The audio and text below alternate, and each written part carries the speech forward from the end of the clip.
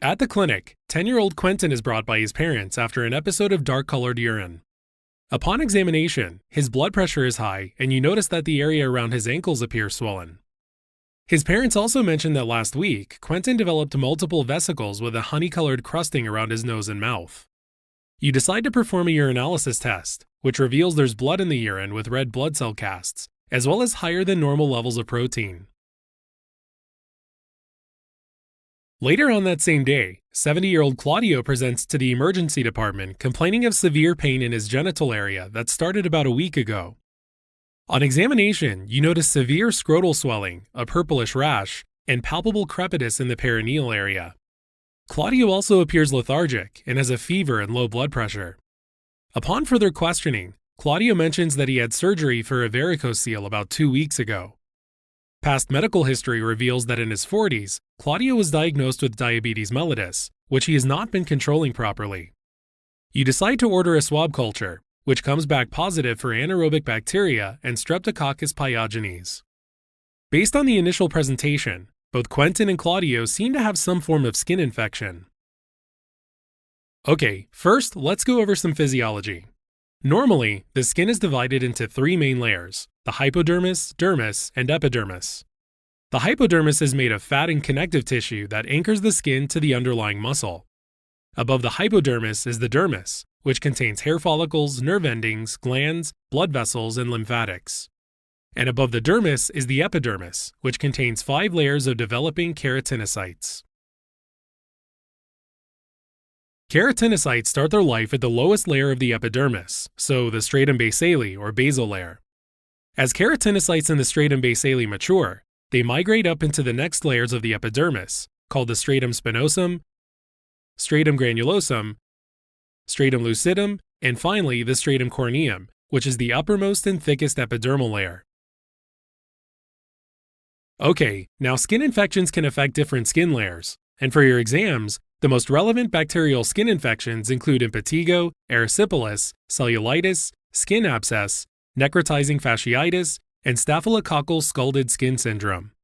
While relevant viral skin infections include molluscum contagiosum, herpes, varicella, and herpes zoster. Let's begin with bacterial skin infections. These include impetigo, which is an infection of the superficial layers of the epidermis. It is highly contagious and most commonly affects newborns or children. Now, impetigo can be classified as bullous or non-bullous. Non-bullous impetigo is usually caused by Staphylococcus aureus or Streptococcus pyogenes. In non-bullous impetigo, lesions usually appear as vesicles or pustules with a characteristic honey-colored or golden crusting around an erythematous moist base. This can actually be a very important clue in a test question. Remember that these lesions typically appear in the face or limbs, and they can often develop on skin that was previously damaged by things like insect bites, minor trauma, eczema, or abrasions, and they usually heal without scarring. In addition, affected individuals may present with enlargement of the regional lymph nodes. Another very high-yield concept is that cases of impetigo caused by Streptococcus pyogenes, if left untreated or treated inadequately, can lead to post-streptococcal glomerulonephritis. This is caused by a type 3 hypersensitivity reaction, where there is a complement activation and immune complex deposition on the glomerular basement. In a test question, look for an individual that has an episode of non-bullous impetigo caused by Streptococcus pyogenes, and a few days later presents with signs and symptoms of glomerulonephritis, such as oliguria, hematuria, dark-colored or Coca-Cola urine, proteinuria, RBC casts, hypertension, and edema from fluid retention, often causing swelling around the face or ankles. On the other hand, bullous impetigo is caused by toxin-producing Staphylococcus aureus, and is characterized by painful, flaccid, fluid-filled vesicles and blisters, or bullae. These are typically multiple and develop around the nose and mouth, but can spread rapidly to the trunk, buttocks, or body folds. Now, these bullae rupture easily, leaving a rim of dry skin that surrounds a shallow, wet erosion. What might help you set these lesions apart from non-bullous impetigo is that they develop on intact skin, and there's usually no surrounding erythema and regional lymphadenopathy. It's also important to keep in mind that these lesions are often accompanied by systemic symptoms like fever, chills, and malaise. Moving on to erysipelas. This is an infection of the epidermis that commonly extends to the superficial lymphatic vessels of the underlying connective tissue. For your exams, you have to know that the cause is usually Streptococcus pyogenes. Now, erysipelas typically presents as a swollen, red, and tender skin area, most commonly on the face or the lower limbs. Now, what's super high yield is that the lesions are sharply defined and well demarcated, with slightly elevated borders and reddish streaks of lymphangitis. In more severe cases, there can also be vesicles or bullae. In addition, some individuals may experience systemic symptoms like fever and chills. Next is cellulitis, which is an infection of the deeper dermis and subcutaneous tissues, and it's usually caused by Streptococcus pyogenes or Staphylococcus aureus. Cellulitis typically starts from a cut or break in the skin, often from a recent trauma or other infection. Now, cellulitis typically presents as a swollen, red, and tender skin area that's warm to the touch, most commonly in the limbs. What's important to know is that, unlike erysipelas, with cellulitis, the lesion is poorly demarcated and has hardly noticeable margins because the infectious process is deep underneath the skin. Some individuals may also present with lymphadenopathy and systemic symptoms like fever and chills. Moving on, skin abscesses are walled-off collections of pus that develop within the deeper skin layers. For the exams, remember that they are almost always caused by Staphylococcus aureus, even the methicillin-resistant strain MRSA. Now, skin abscesses typically present as a swollen, red, and tender nodule that's warm to the touch, and if there is a break in the skin, pus can be visually observed. Some individuals may also present with systemic symptoms like fever and chills. Next, there's necrotizing fasciitis, also known as flesh-eating disease. This is a severe, life-threatening infection of the deeper soft tissues, resulting in the destruction of the subcutaneous fat and underlying skeletal muscle fascia, hence the word fasciitis. For your exams, remember that necrotizing fasciitis can be polymicrobial and is often caused by Streptococcus pyogenes and Staphylococcus aureus, as well as anaerobic bacteria like Clostridium perfringens. Risk factors include diabetes, peripheral vascular disease, along with a history of recent surgery or trauma at the site of the infection. Now, the most common site of infection is the trunk and limbs, but when necrotizing fasciitis involves the perineum or scrotum, it is also known as Fournier's gangrene, and that's a high-yield fact. Clinical presentation of necrotizing fasciitis includes severe pain, erythema, and swelling of the affected area. The overlying skin can be tense or indurated, or might develop red or violet-colored patches. Another telltale sign upon palpation is crepitus, which is a crackling sound of bubbles beneath the skin that are caused by bacterial production of methane and carbon dioxide. A characteristic of necrotizing fasciitis is that it progresses rapidly. So over the course of a few days, the skin can break down, giving rise to bullae or ulcers. This may quickly progress to gangrene or death of the tissues, which manifests as a hard, dry texture, often with a clear demarcation between viable and black necrotic tissue. In addition, the individual might present with signs of systemic toxicity, such as high fever, hypotension, tachycardia, and altered mental status. Also, bear in mind that necrotizing fasciitis is a surgical emergency, so individuals must be immediately sent for surgical debridement to remove the necrotic tissue. If gangrene is set in, amputation might be required.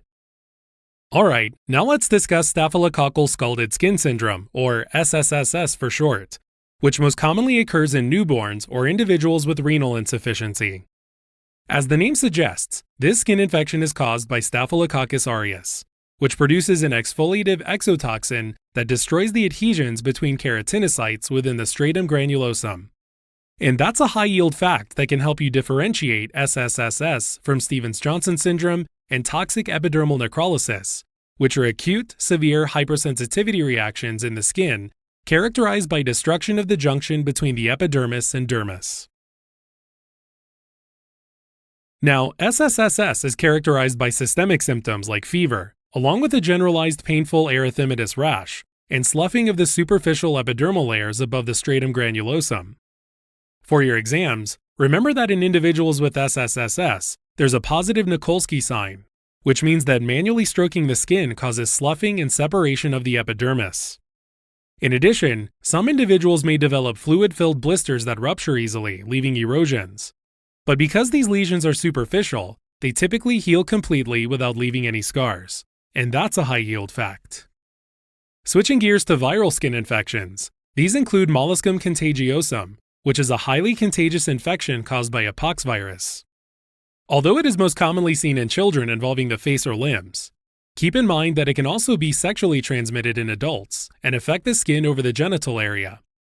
In a test question, you should think of molluscum contagiosum if they describe a pink, dome-shaped umbilicated papule, meaning that the papule has a depression in the center. Moving on to herpes, which is a highly contagious skin infection caused by the herpes simplex virus, or HSV. There are two types, HSV1 and HSV2.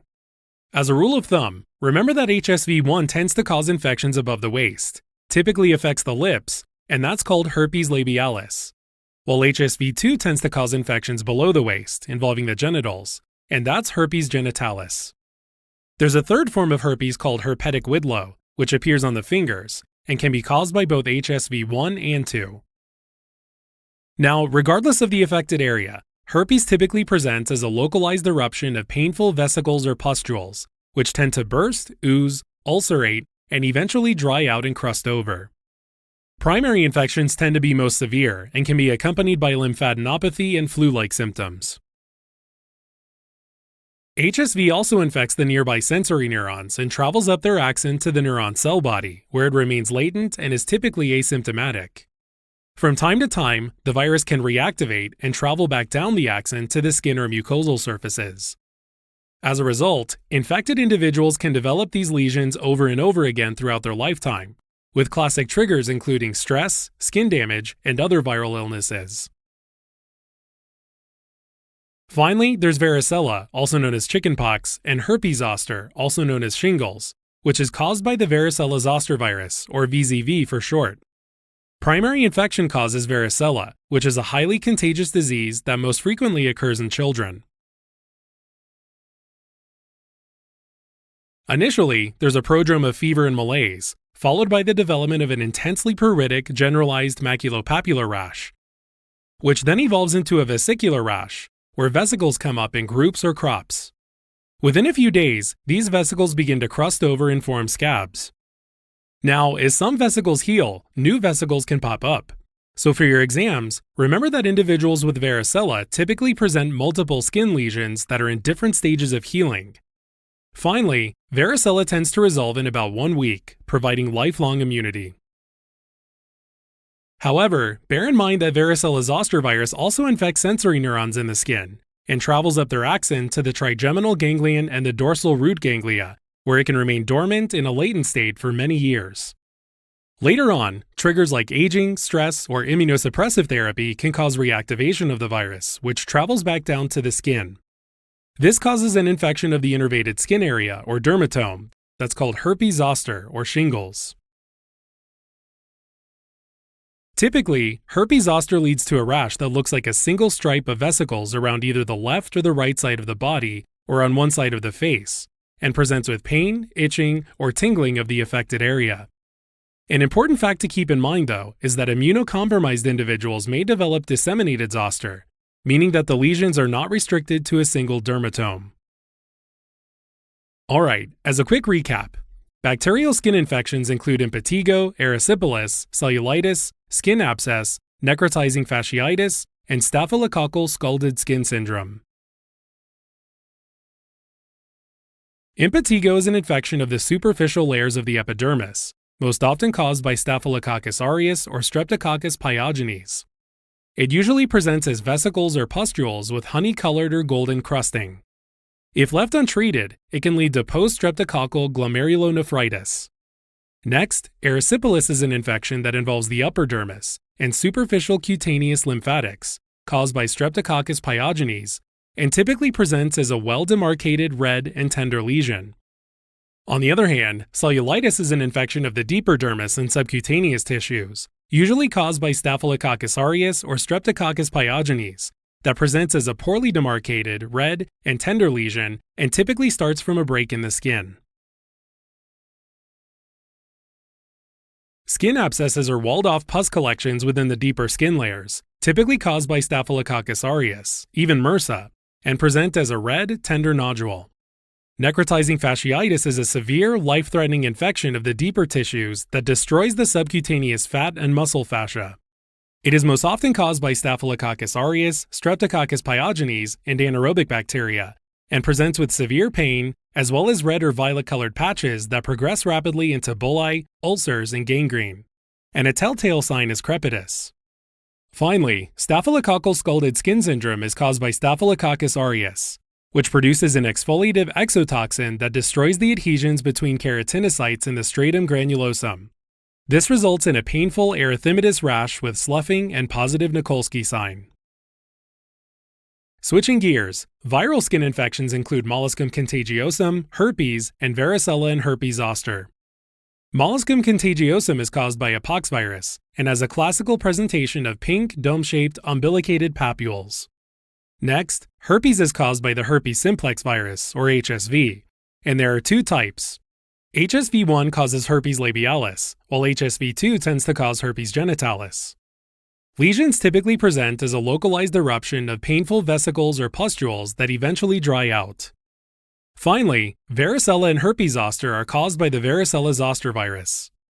Primary infection causes varicella or chickenpox, with a prodrome of fever, followed by an intensely pruritic, maculopapular, and vesicular rash. Reactivation of the virus can cause herpes zoster or shingles, which typically causes a painful vesicular rash in the affected dermatome. Going back to our cases, Quentin is the 10-year-old who was brought in due to dark-colored urine, and urinalysis showed hematuria, RBC casts, and proteinuria. This, combined with his hypertension and edema, is a classic presentation of glomerulonephritis. But that's not all there is. A very important clue here is Quentin's recent history of honey-colored crusted vesicles around his nose and mouth, which should make you think of impetigo, leading to the final diagnosis of post-streptococcal glomerulonephritis. Next, Claudio is the 70-year-old who presented with severe pain and swelling in his genital area. He also had symptoms of systemic toxicity, including lethargy, high fever, and hypotension, which is suggestive of a severe infection. Now, the recent history of surgery in the affected area, combined with a diagnosis of long-standing and poorly controlled diabetes mellitus, should make you think of necrotizing fasciitis. But a very important clue you shouldn't miss is the presence of crepitus. A swab culture, which reveals the presence of anaerobic bacteria and Streptococcus pyogenes, confirms the diagnosis of necrotizing fasciitis.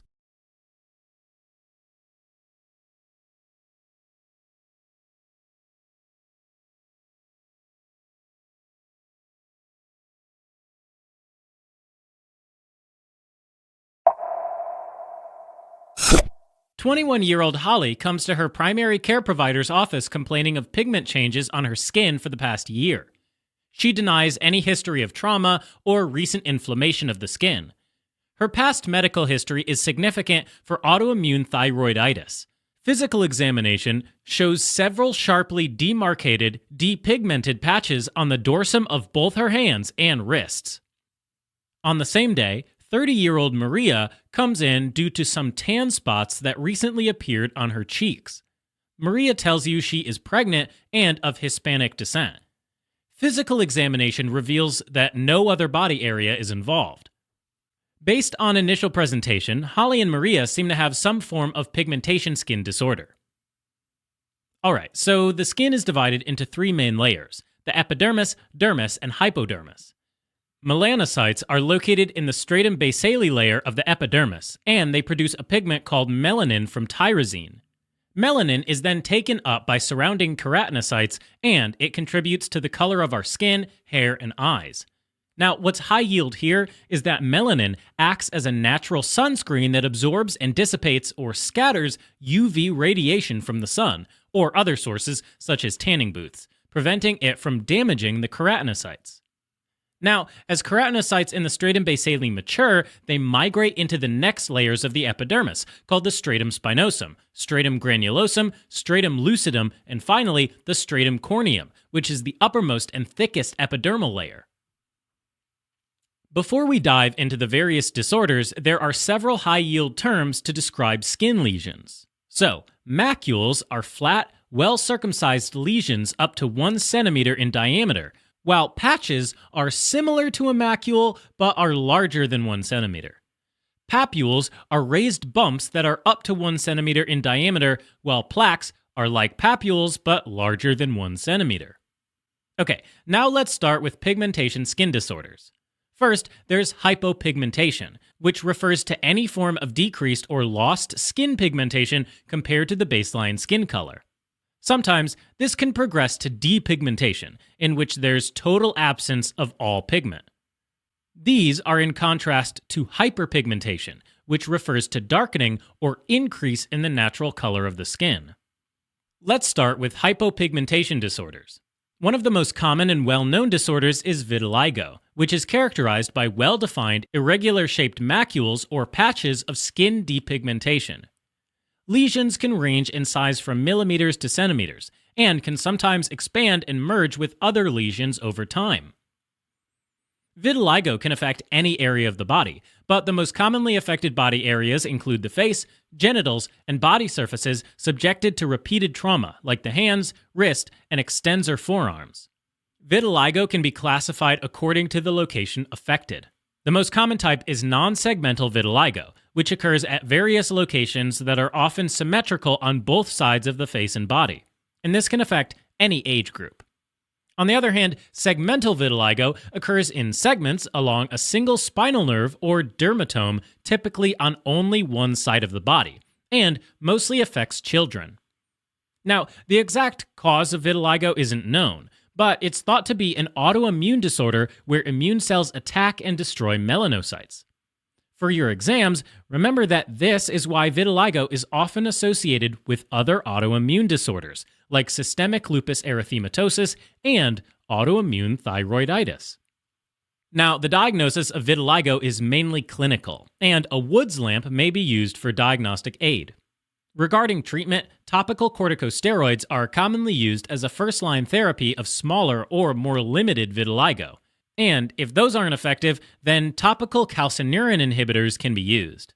On the other hand, when the affected area is large, systemic immunosuppressants, UV phototherapy, skin bleaching, and in severe cases, skin grafts can all be tried. Whatever the course of therapy, sunscreen is recommended to supplement the protection melanin would have provided. Next, there's albinism, which is caused by an autosomal recessive gene mutation encoding any one of the enzymes needed to produce melanin, typically tyrosinase. The result is a dysfunctional or deficient enzyme that drastically decreases the amount of melanin that's made within normal melanocytes. Albinism can also occur if there are mutations in proteins responsible for the transport of tyrosine. Now, a decrease or absence of melanin can reduce or obliterate pigmentation of the skin, hair, and eyes, causing them to appear lighter in color or completely white. Diagnosis of albinism is mainly clinical, and definitive diagnosis can be made with genetic testing.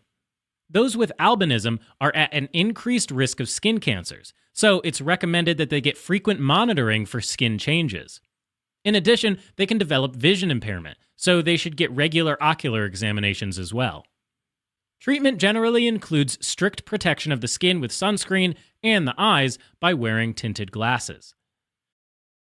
For your test, it's important to know that albinism can be linked to Shediac-Higashi syndrome, which is a rare autosomal recessive disorder that results in impaired lysosomal trafficking and phagocytosis. Individuals affected with this syndrome present a characteristic tetrad of hypopigmentation, recurrent infections, coagulation defects, and neurologic problems. Moving on to hyperpigmented skin lesions. The most frequent ones are melanocytic nevi, also known as moles, which are benign proliferations of melanocytes. Now, melanocytic nevi can be classified as congenital or acquired. Congenital melanocytic nevi are typically present at birth, or may appear within the first few months of life. One of the characteristic features of congenital nevi is that they usually have hair growing out of them.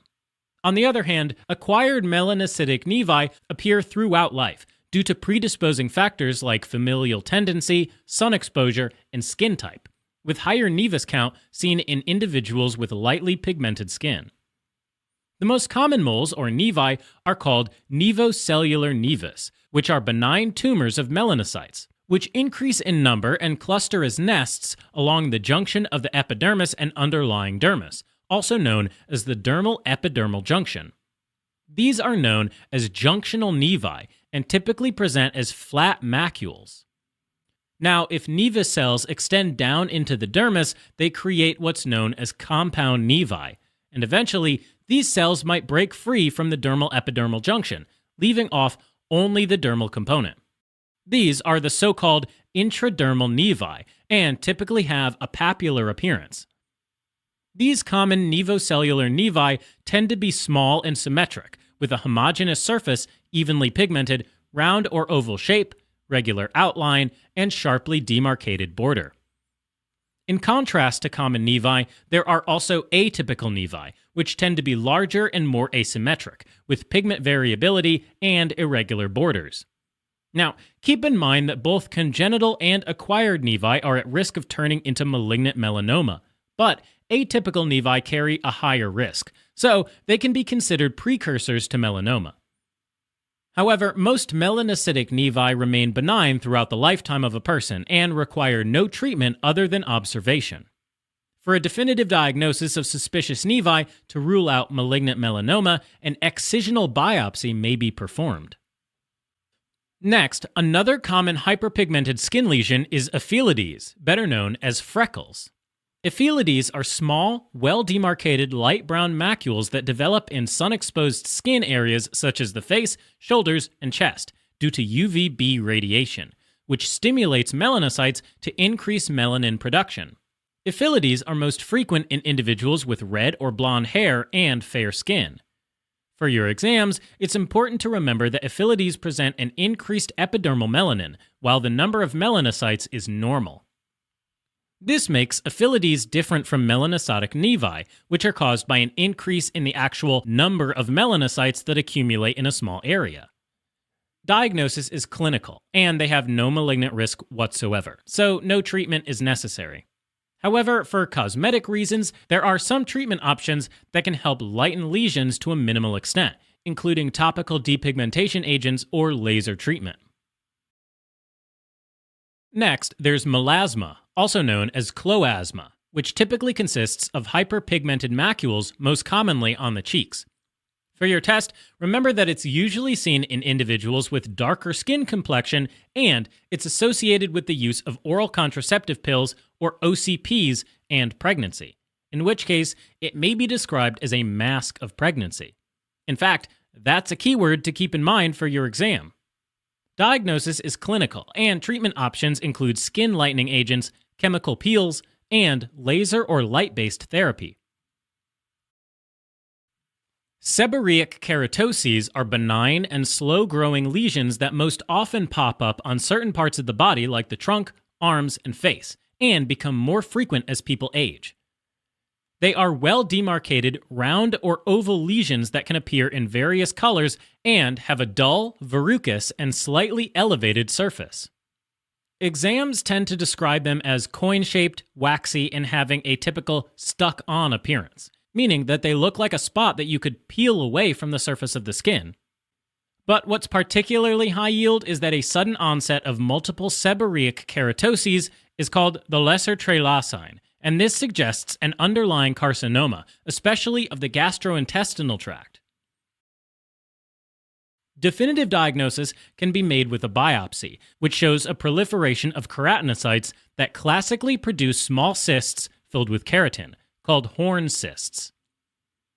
Since seborrheic keratoses are benign, treatment is generally not required, but removal for cosmetic reasons can be done with surgical excision, cryotherapy, or electrodesiccation.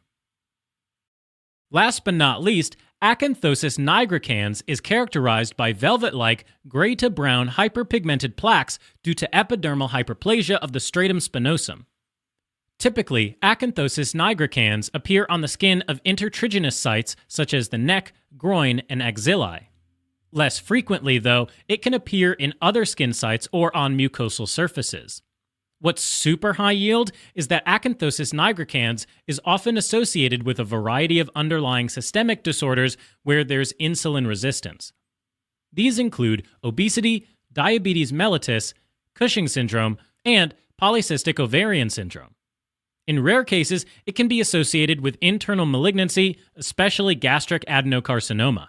So if a test question describes an older, non-obese individual with new onset acanthosis nigricans, always consider the possibility of an occult malignancy. Diagnosis is clinical, and individuals should be screened for underlying disorders. Treatment involves addressing any associated underlying cause, as well as topical treatments if desired, such as retinoids or laser therapy. Alright, as a quick recap. Hypopigmented skin disorders include vitiligo, in which destruction of melanocytes causes irregular patches of depigmentation and is associated with other autoimmune disorders, and albinism, where recessive gene mutations cause decreased melanin production with normal melanocyte number, and result in reduced or no pigmentation of the skin, hair, and eyes. Hyperpigmented skin lesions include melanocytic nevi or moles, which can be classified as congenital or acquired, as well as common or atypical. Ephilides or freckles, which are small, light brown macules that develop in areas of sun-exposed skin. Melasma, which is hyperpigmented cheeks in those using OCPs or pregnant individuals. Seborrheic keratoses, which are stuck-on lesions in older individuals, and sudden onset of multiple seborrheic keratoses, known as lesser trilocine, may suggest malignancy, and acanthosis nigricans, which is skin thickening in the neck or axillae that can be associated with insulin resistance or malignancy. Okay, back to our cases. Holly presented with well-demarcated irregular patches of depigmentation and a history of autoimmune thyroiditis. This is classic for vitiligo, and since the patches are symmetrical on the dorsum of both her hands and wrists, we're probably dealing with non-segmental vitiligo. On the other hand, Maria is a pregnant woman of Hispanic descent complaining of those new tan spots on her cheeks. Her clinical presentation is enough to make the diagnosis of melasma.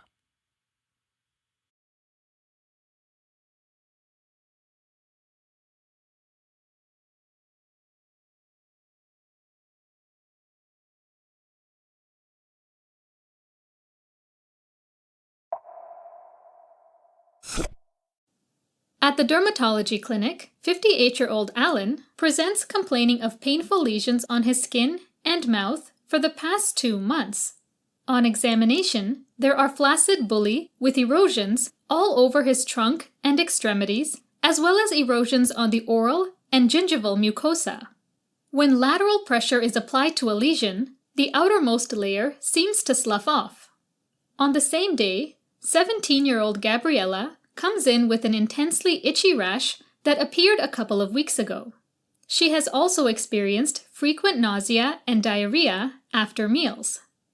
Physical examination shows multiple papules, vesicles, and bulli on both of her knees, forearms, and elbows, as well as her back and buttocks.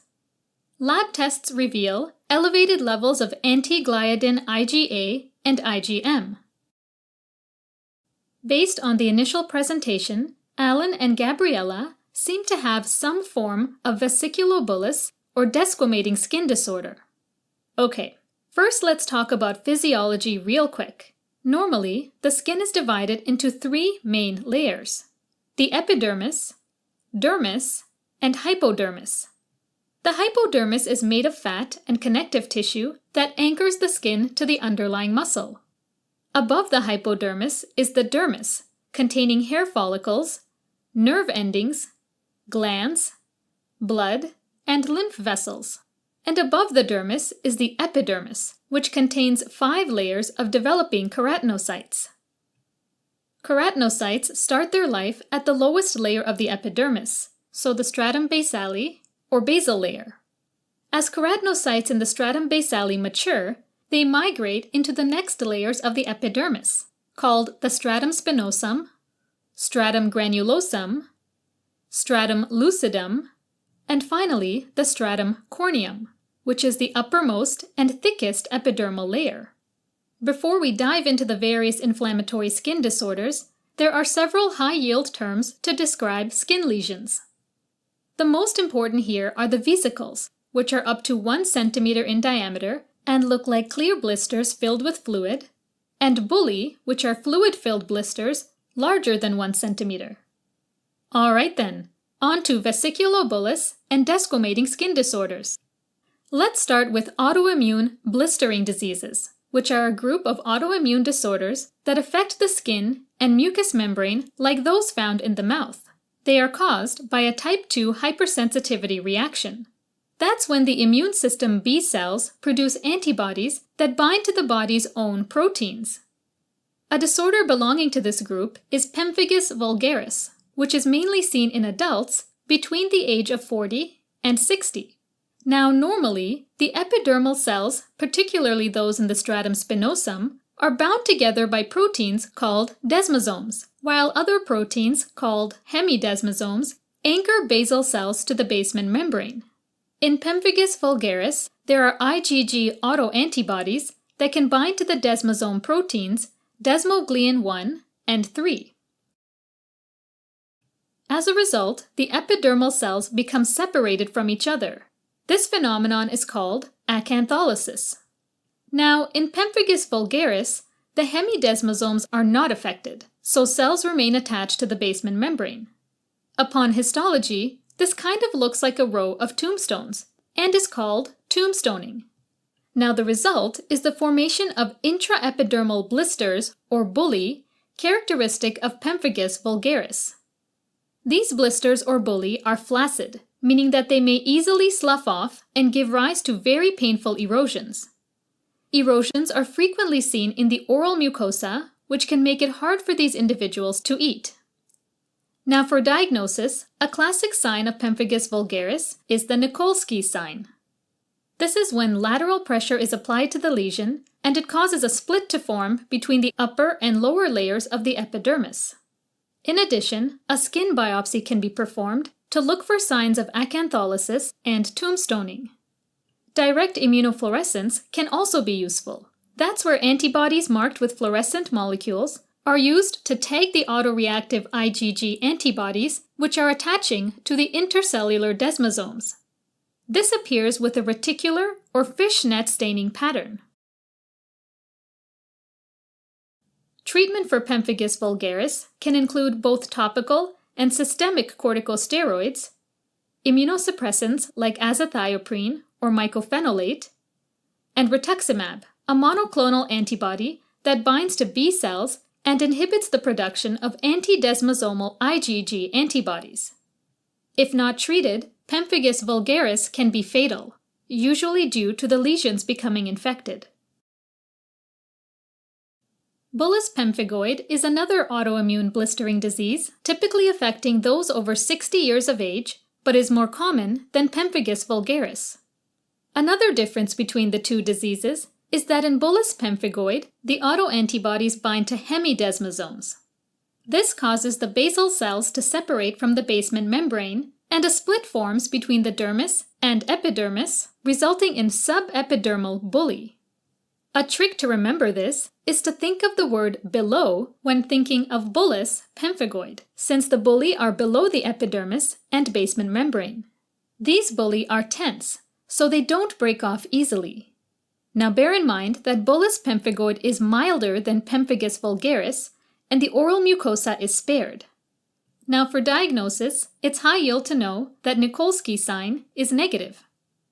In addition, a skin biopsy and immunofluorescence can be done, which will show a linear IgG deposition on the dermal-epidermal junction.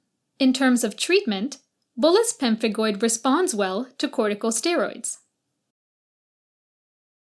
Next, there is dermatitis herpetiformis, which is strongly associated with celiac disease.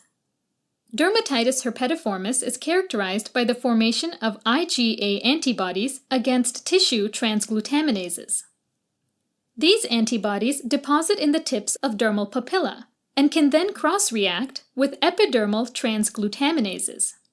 The IgA transglutaminase complexes trigger the formation of intensely pruritic papules, vesicles, and bullae that appear bilaterally and symmetrically on the scalp, the extensor aspect of the extremities, and buttocks. Diagnosis is clinical, and the most effective treatment is a gluten-free diet. Additionally, some cases can benefit from treatment with the medication dapsone to help alleviate the itching. Now, apart from autoimmune blistering diseases, there are also other blistering skin conditions. One of them is erythema multiforme, which is a type 4 hypersensitivity reaction. As the name suggests, erythema multiforme can cause lesions in a variety of shapes and sizes. There can be macules, papules, vesicles, or bullae. Now, what is very high yield is that the most characteristic lesions are target lesions that have central necrosis of the epidermis surrounded by concentric rings of erythema, making them look like a bullseye or target. Now, the most important thing to remember here is that erythema multiforme commonly occurs along with infections, particularly herpes simplex virus or mycoplasma, as well as with the use of specific medications like sulfa-containing medications, beta-lactams, and phenytoin. Diagnosis is clinical, and since it's frequently self-limiting, it requires no treatment, though antihistamines can sometimes be used. Finally, Stevens-Johnson syndrome, or SJS, and toxic epidermal necrolysis, or TEN, are severe, type 4 hypersensitivity reactions that most often result from an adverse drug reaction to certain medications, such as penicillin, sulfonamides, allopurinol, or anti-epileptic medications, especially lamotrigine. Another cause can be an infection, like mycoplasma pneumonia, especially in children and adolescents. Now, typically, there's a brief prodromal period of fever and flu-like symptoms, followed by development of painful macules involving the skin and sometimes also the mucous membranes. These macules then progress to vesicles, bullae, and ultimately there's skin sloughing due to epidermal-dermal separation and full-thickness epidermal necrosis. This is called the Nikolsky sign. Now, Stevens-Johnson syndrome and toxic epidermal necrolysis form a spectrum of disease. So if less than 10% of the total body surface area is affected, it's considered Stevens-Johnson syndrome. And if more than 30% is affected, it's toxic epidermal necrolysis. Finally, between 10 and 30%, it's an overlap Stevens-Johnson syndrome, toxic epidermal necrolysis. The main issue is that with such an extent of skin and mucosa compromised, individuals may die from a combination of dehydration, malnutrition, and infection from external pathogens leading to sepsis and organ failure. That's why they're both life-threatening dermatological emergencies. Diagnosis is clinical, supported with a history of exposure to a trigger, clinical presentation, and positive Nikolsky sign. Treatment includes immediately removing the trigger, followed by supportive care with IV fluids and parenteral nutrition. Alright, as a quick recap, vesiculobullous and desquamating skin disorders can be autoimmune, including pemphigus vulgaris, which is caused by antibodies against desmosomes and presents with flaccid intraepidermal bullae, a positive Nikolsky sign, and a reticular pattern on immunofluorescence. Bullous pemphigoid is also autoimmune, but it's caused by antibodies against hemidesmosomes and is less severe, presenting with tense subepidermal bullae, a negative Nikolsky sign, and a linear pattern on immunofluorescence. Other non-autoimmune vesiculobullous and desquamating disorders are dermatitis herpetiformis, which is associated with celiac disease, erythema multiforme, which is associated with HSV or mycoplasma infection and medication, and classically causes target lesions, and Stevens-Johnson syndrome and toxic epidermal necrolysis, which are typically triggered by medications and cause fever, sloughing of skin at dermal-epidermal junction, a positive Nikolsky sign, and can be life-threatening. Okay, Back to our cases. Alan is an older individual who presented with painful, flaccid bully, as well as erosions on the skin and mucosae, and a positive Nikolsky sign. These clinical findings should make you suspect pemphigus vulgaris, which was then confirmed with immunofluorescence showing a reticular pattern around the epidermal cells. Finally, Gabriella is a young female with an intensely pruritic rash that appeared bilaterally and symmetrically on the extensor aspect of her extremities, her back, and buttocks. Additionally, her persistent gastrointestinal symptoms and elevated anti-gliadin antibodies point to celiac disease. Putting this together, the most likely diagnosis for Gabriella is dermatitis herpetiformis.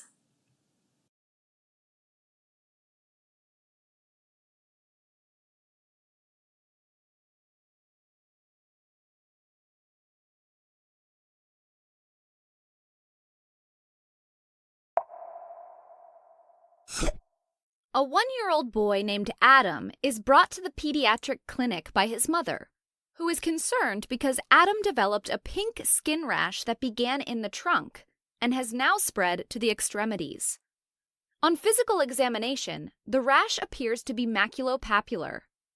Upon further questioning, she recalls that Adam had a high fever for the past few days, and the rash appeared after the fever went down.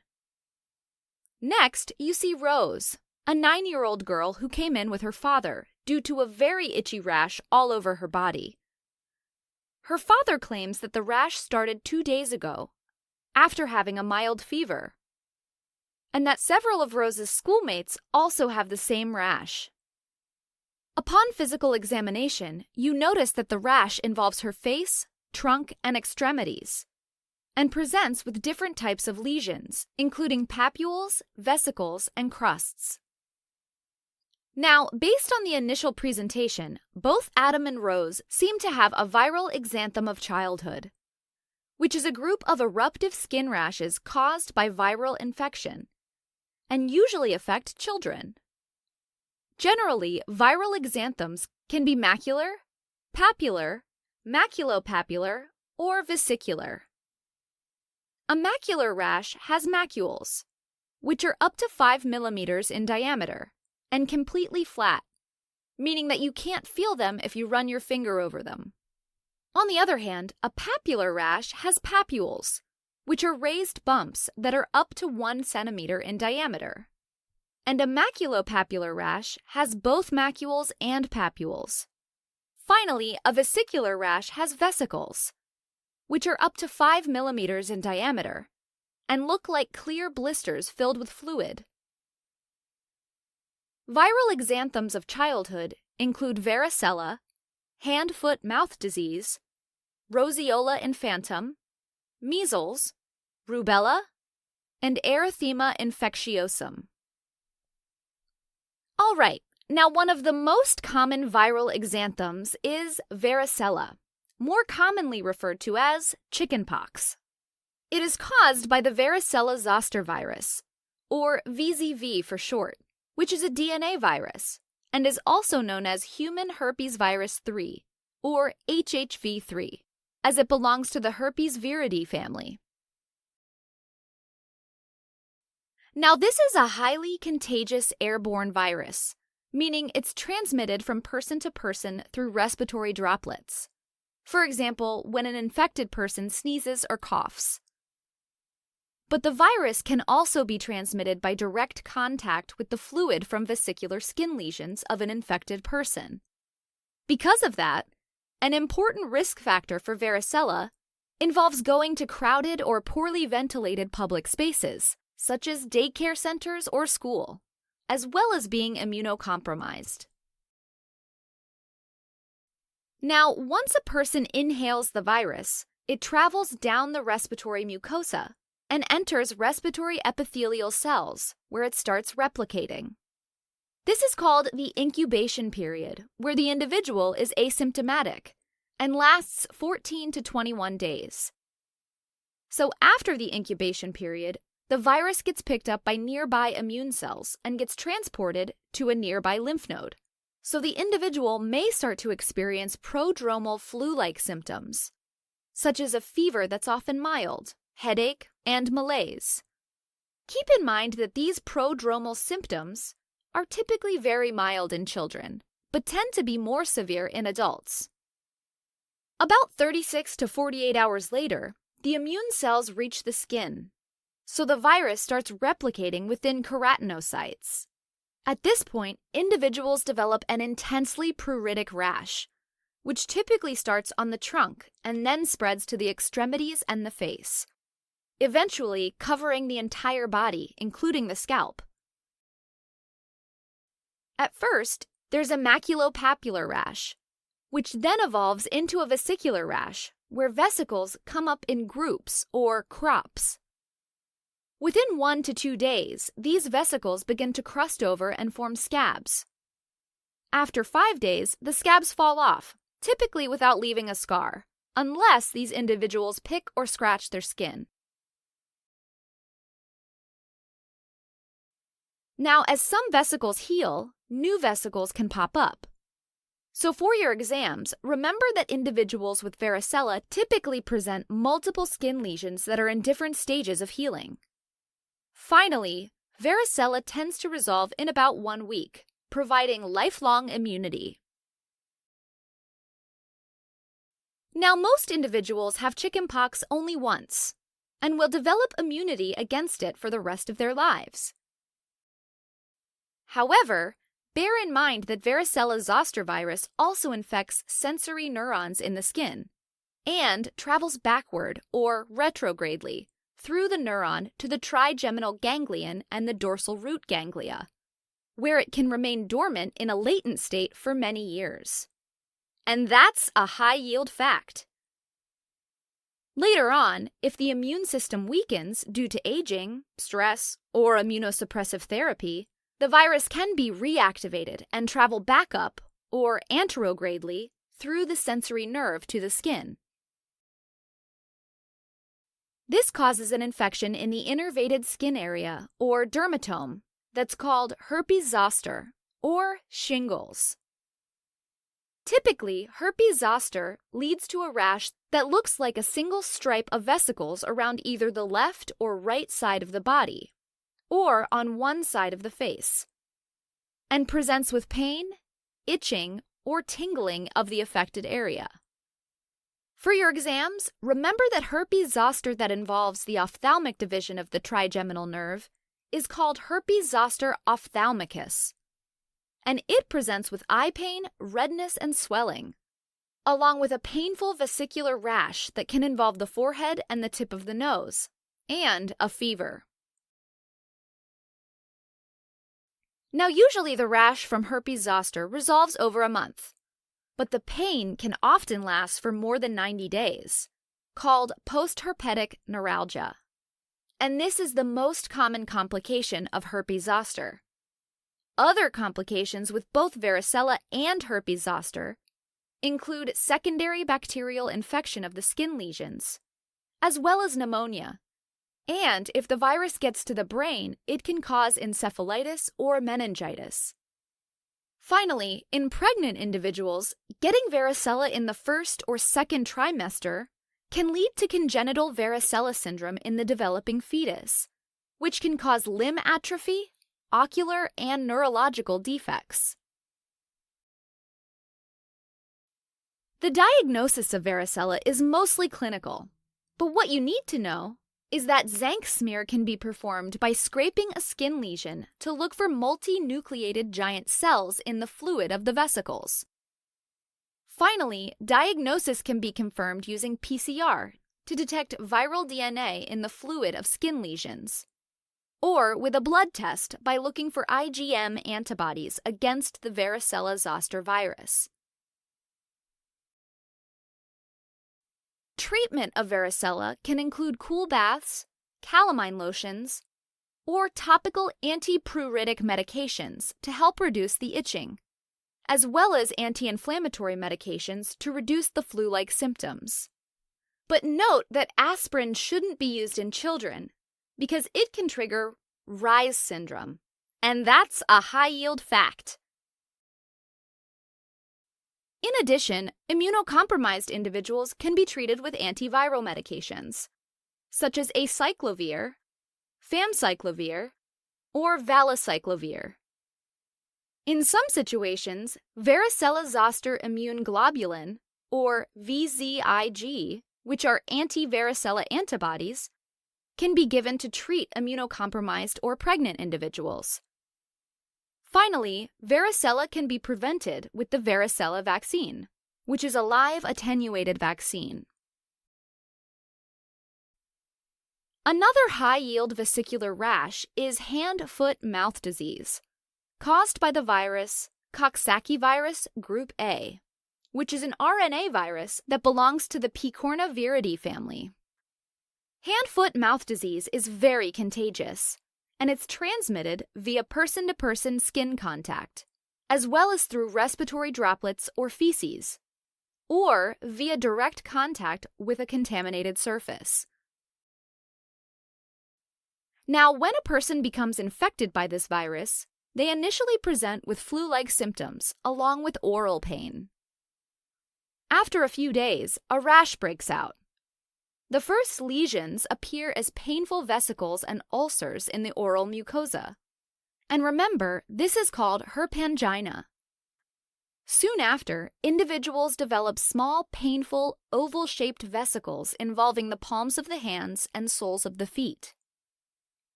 Fortunately, most of the time, hand-foot-mouth disease resolves in a week.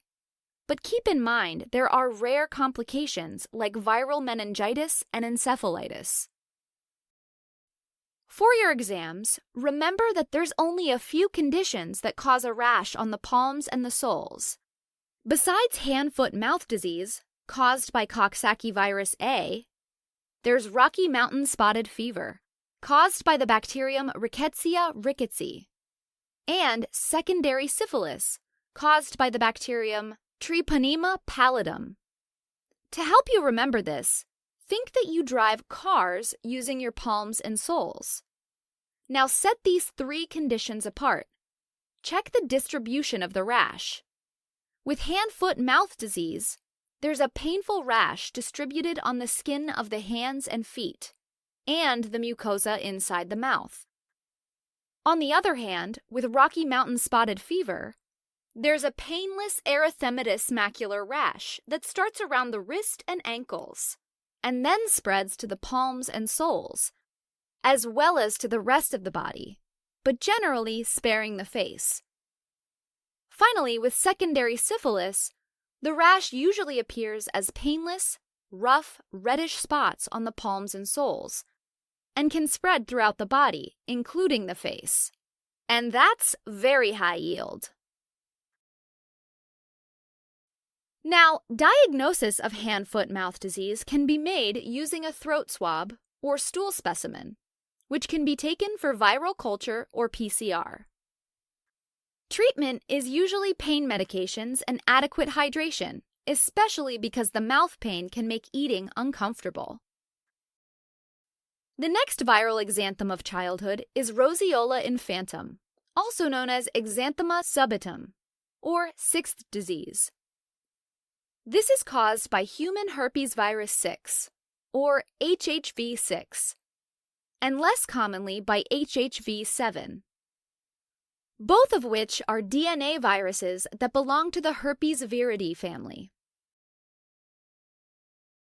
Roseola infantum is most common in young children aged between 6 months and 2 years, and is primarily transmitted through saliva or via respiratory droplets. The disease has an incubation period of 1 to 2 weeks, followed by a high fever that may exceed 104 degrees Fahrenheit, or 40 degrees Celsius, and usually lasts for several days. As a consequence, what's important to remember is that some children may develop febrile seizures. Luckily, the fever tends to resolve quickly, and after it's over, the child will develop a rose-colored maculopapular rash that begins on the trunk and then spreads to the extremities. This rash typically clears itself within a few days. You can remember the main features of roseola with the mnemonic Fever first, rosy later. Diagnosis of roseola infantum is usually based upon clinical presentation and can be confirmed with viral culture or PCR, or by demonstrating a rise in IgG antibodies against HHV6 or HHV7. Treatment is usually supportive, and fever can be controlled with antipyretic medications such as acetaminophen. Finally, immunocompromised individuals can be treated with antivirals, like ganciclovir. Okay, so then there's measles, also called rubeola, which is one of the most contagious infectious diseases. Now, measles is caused by the measles virus, which is an RNA virus that belongs to the paramyxoviridae family. The measles virus is also transmitted through respiratory droplets or contact with a contaminated surface. The incubation period is 10 to 14 days, followed by the prodromal period, which typically lasts around 3 days. During the prodromal period, individuals generally present with a high fever combined with the 3 C's: cough, conjunctivitis, and coryza, or a stuffy nose. In addition, individuals develop Koplik spots, which are small red spots with white centers that appear on the oral mucosa. 1 or 2 days after that, there's a red, blotchy maculopapular rash that spreads in a cephalocaudal progression, so from the head downwards to the extremities, but typically spares the palms and soles. And that's a high-yield fact. This rash eventually fades after about 4 days, leaving behind a persistent cough that can last for another 10 to 14 days. Once someone has recovered from measles, they have lifelong immunity. Now, in rare cases, measles can lead to complications such as pneumonia, encephalitis, or severe diarrhea that may result in dehydration.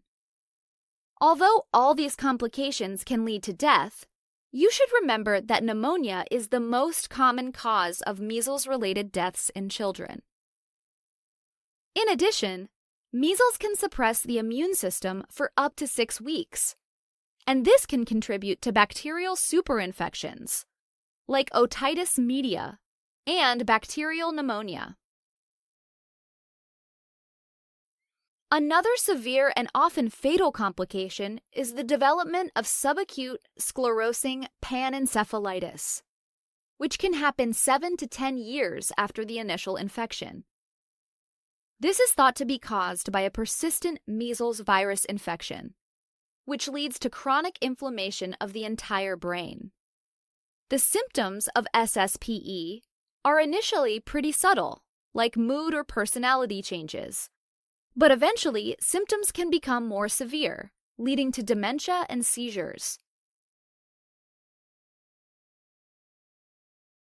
If left untreated, subacute sclerosing panencephalitis may lead to coma and death.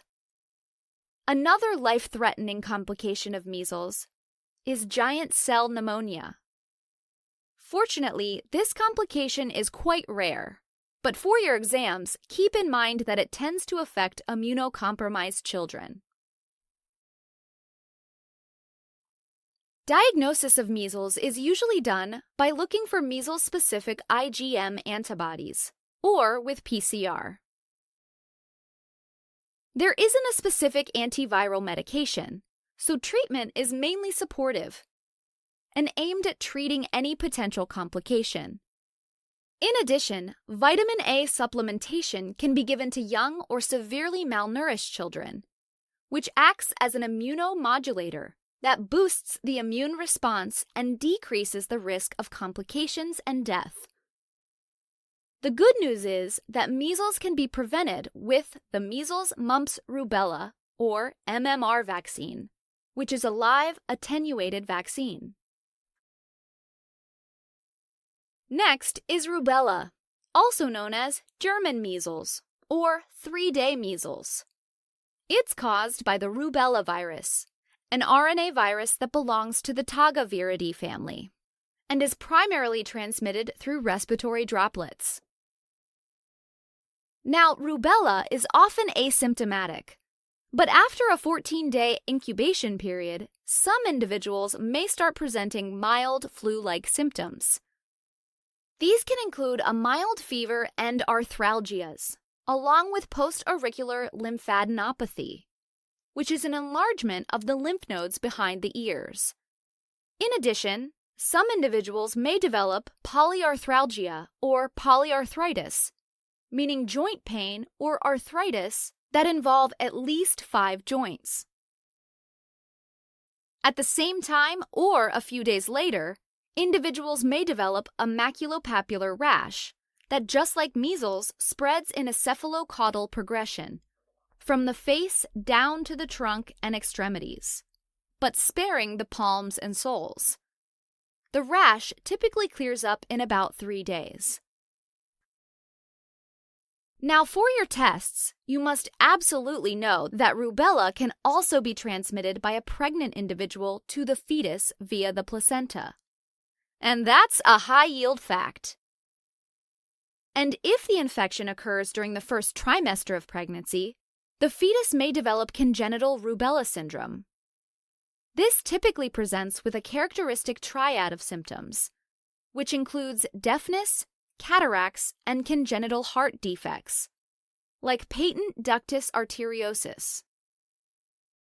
Okay, diagnosis of rubella can be done by looking for rubella-specific IgM antibodies, or PCR. There's no specific treatment available, but the good news is that rubella can be prevented with the MMR vaccine. Erythema infectiosum, or fifth disease, is caused by parvovirus B19, the smallest known DNA animal virus, which belongs to the Parvoviridae family. It's primarily transmitted by respiratory droplets, but bear in mind that it can also be transmitted through transfusion of infected blood or blood products, or during pregnancy through the placenta. Now, once inside the body, the parvovirus B19 travels to the bone marrow, where it binds to the P antigen on red blood cell precursors, infecting them. Now, erythema infectiosum has an incubation period of 4 to 14 days, after which symptoms develop. Typically, the virus causes flu-like symptoms like a mild fever, headache, and malaise, which can last for a few days. What's high yield is that as the flu-like symptoms start to improve, a maculopapular rash breaks out on both cheeks, often called slapped cheeks rash. Less frequently, individuals may develop a maculopapular lacy rash on the body that becomes more prominent after sun or heat exposure. However, keep in mind that adults may not present the characteristic rash, and instead are more likely to develop arthralgia and arthritis, and that's also high yield. Luckily, most cases of erythema infectiosum resolve in a week. In a few cases, though, parvovirus B19 infection can lead to complications like anemia due to a decreased red blood cell production in the bone marrow. This is particularly dangerous in individuals who have underlying conditions, like sickle cell disease, hereditary spherocytosis, and beta thalassemia major. Because they already have fewer red blood cells, parvovirus B19 infection can cause transient aplastic crisis, or shutdown of red cell blood production in the bone marrow.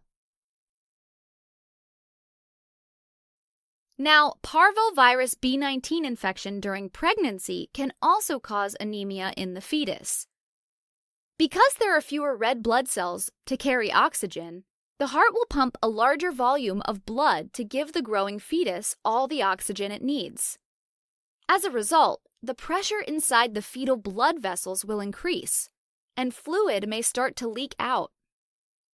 This can ultimately result in hydrops fetalis, or the abnormal accumulation of fluid in soft tissues, which poses a great risk for spontaneous abortion or stillbirth, especially if the infection occurs in the first half of the pregnancy. The good news is that most fetuses survive, and the infection doesn't cause any permanent defects or malformations. Diagnosis of erythema infectiosum can be made by identifying parvovirus B19 specific IgM antibodies, or via PCR. There is no specific antiviral medication, so treatment is mainly supportive, and can involve blood transfusion for transient aplastic crisis and hydrops fetalis. All right, as a quick recap, viral exanthems are eruptive skin rashes that most often affect children and include varicella, hand-foot-mouth disease, roseola infantum, measles, rubella, and erythema infectiosum. Varicella, or chickenpox, is caused by the varicella zoster virus and initially causes flu-like symptoms, followed by an intensely pruritic vesicular rash that starts on the trunk and then spreads to the extremities and the face. The virus can also remain latent in the trigeminal ganglion and dorsal root ganglia. Later on, it can reactivate and cause herpes zoster or shingles, which typically causes a vesicular rash that presents with pain, itching, or tingling in the affected dermatome, and may lead to post-herpetic neuralgia. Hand-foot-mouth disease is a vesicular rash caused by Coxsackie virus group A and causes flu-like symptoms followed by a vesicular rash that begins in the mouth, called herpingina, and then moves to the palms and soles. Roseola infantum, also called exanthema subidum or 6 disease, is caused by HHV6 and less frequently HHV7. It's characterized by high fever that may last for several days, followed by a rose-colored maculopapular rash that begins on the trunk and then spreads to the extremities. Measles, or rubeola, is caused by the measles virus, which leads to a prodromal period with a high fever and the 3 C's: cough, conjunctivitis, and coryza, as well as Koplik spots.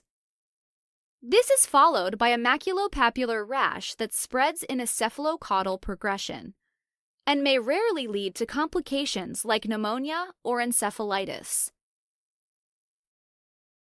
Rubella, or German measles, is caused by the rubella virus, leading to flu-like symptoms and a maculopapular rash that typically spreads in a cephalocaudal progression.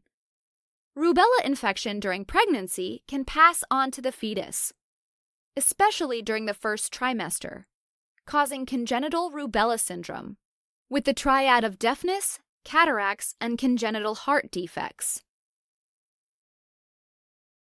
Finally, erythema infectiosum, or 5th disease, is caused by parvovirus B19 and presents with flu-like symptoms and a characteristic slapped cheek maculopapular rash. The main complication is anemia, which can lead to a transient aplastic crisis in individuals who have sickle cell disease, hereditary spherocytosis, and beta thalassemia major. Infection during pregnancy can cause fetal anemia, which can result in hydrops fetalis. Okay, back to our cases. Adam is a 1-year-old boy who came in with a rose-colored skin rash. A very important clue here is that Adam's rash began in the trunk and then spread to the extremities. This, combined with the fact that the rash was preceded by high fever, should make you think of roseola infantum. Next is Rose, a 9-year-old girl who came in with an intensely pruritic skin rash that appeared after having a mild fever and involves her face, trunk, and extremities. A key point is that her skin rash presents with lesions in different stages, including papules, vesicles, and crusts. These are unique findings of varicella, which is supported by the fact that several of Rose's schoolmates have the same rash.